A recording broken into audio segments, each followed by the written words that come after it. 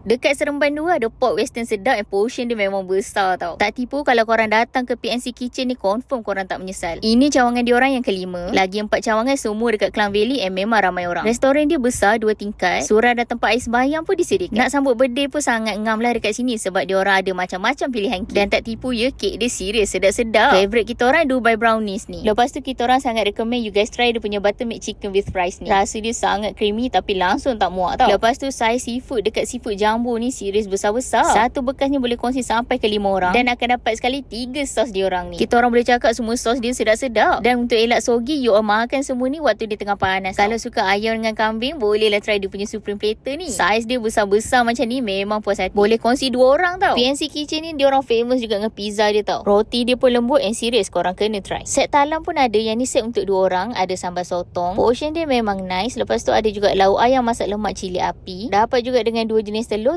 masak kicap dengan telur dadak and sambal belacan. Portion dia ni memang nice lah untuk 2 orang. And yang paling penting, pekat tak ceroy. Dari makanan western ke masakan Malaysia, serius sedap-sedap. Kalau korang craving mi kari yang sedap, serius korang kena try yang dekat PNC ni. Serius kita orang cakap mi kari kat sini antara yang tersedap. Minuman kat sini pun ada macam-macam pilihan. Kalau korang tak tahu nak order apa, korang bolehlah pilih air-air ni. Mana orang Seremban tu, jom singgah ke PNC Kitchen. Bye.